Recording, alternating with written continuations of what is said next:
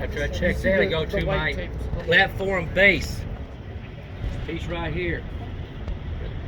Platform base is also not bent, broke, or cracked. No legal welds. Better not be no legal welds. All right. It starts right here, the platform base. It goes back to here. I'm just going to point right here and say my platform base. Not bent, broke, or cracked. No legal welds. All right. Everybody good? All these bolts right here and down here are my mounting bolts and my pin. It says mounting bolts and pins in your truck or your book. This is the pin they're talking about right here, your guide pin. This keeps the fifth wheel on the platform base. This thing will move up and down, see? Right. So this mounts it on there. So my mounting bolts and pins are secured, not missing or loose. You have to mention the cotter pin? That's the pin, yeah. That's the Right here. cotter. Well, just say the pin, you're good.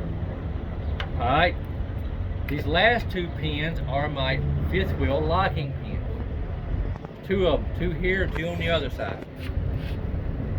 They are in a locked position to set the fifth wheel so when I turn, my truck will not strike my landing gear. You gotta say that. There's a button on the dash. I push that button, these pins go in. I can slide this thing here all the way up to here. If I like to adjust weight on my steer tires, if need be. What I'm doing is I'm shortening the distance between my mud flaps and the landing gear. Therefore, if I turn very sharp, they could touch. And I don't want that. It's a phone call I want to make to my dispatch. Broke my landing gear. How the hell did you pass this course? Oh, you adjust down when you overweight or? It depends, yes. So I'm gonna find my sweet spot, which is right here on my truck. If I'm right here, I can put legal weight in here and still be about 11 to 7 on my steer tires. Give or take. Right? So again, in locked in position to set the fifth wheel, so when I turn, my truck will not strike my landing gear. You can say mud flaps, you can say frame. I'm gonna say truck. This is a truck. Everybody understand that? Yes. Huh? Everybody good? The last thing I'm going to check on this thing is my actuator. Again, I cannot spell it. AC. It's right here. This is my actuator. This will make some pins go in and out. Right here's the actuator. It was operated by air, therefore it's not leaking. So you can say it's secured, not leaking if you want. Secured, not leaking. Works for me. Okay? We're all good? Any questions about this? This is very, very important. That's why we do it every test, because you'll do this at least twice a week. Maybe more. If you run local, maybe 6, 7 times a day. You can't take a trailer and leave. What if you got 2 flat tires? DOT catches you. That's your ass.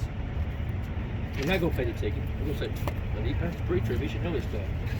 It's his $1,000 ticket, not mine. You'll probably lose your job, too, on top of that. So, know this company. I'm going to hook up real quick. Fingers, toes, whatever. There you go. Not today. I'm not trucking.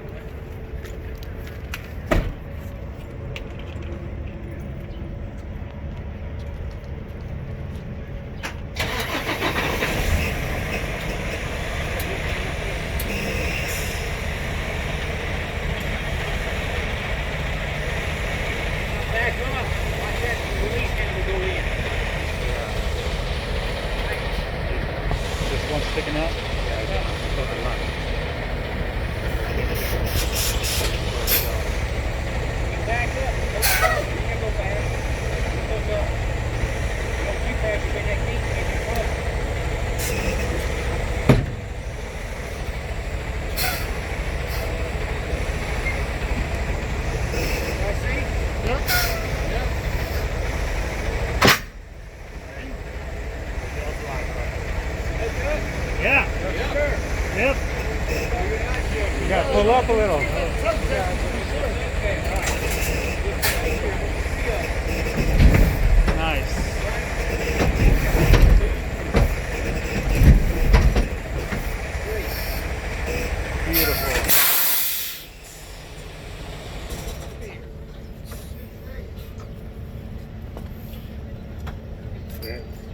take for granted you hooked up. Do a tuck test. Yeah. Always.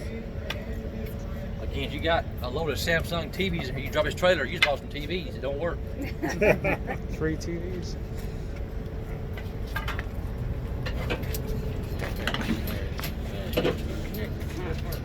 About the airlines rates.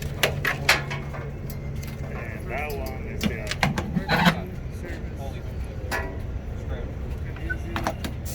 for the lights. So after I check my actuator, I go to my airlines now, which is right here.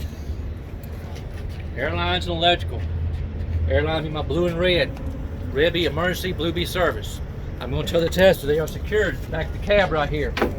Not leaking. The lines themselves right here. No abrasions, bulges, or cuts, and they're not leaking.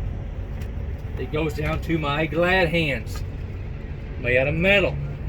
Not bent, broke, or cracked, and they're not leaking. I have 4 of them. I have one here, and I have one here.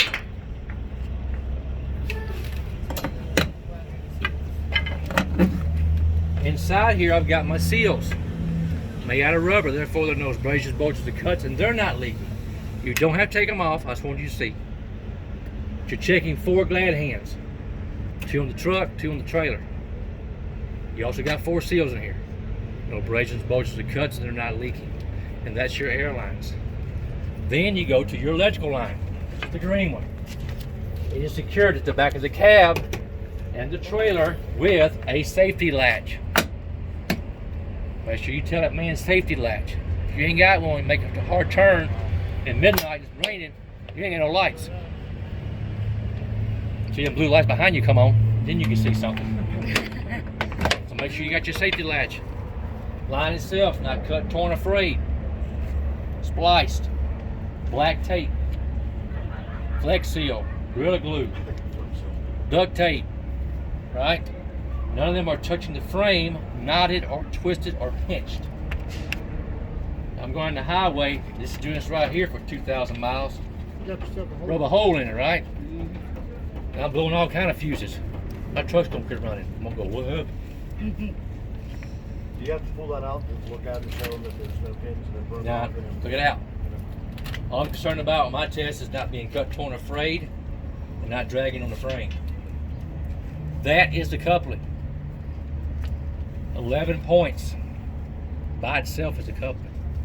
If you missed a coupling, it's 11 points. Now we get 12 to play with. So that means you got 1 left. So know this coupling. When Mark and I do quizzes out here, we always do the coupling. Always. You may get A, B, or C, but you're going to do coupling too. Alright? Again.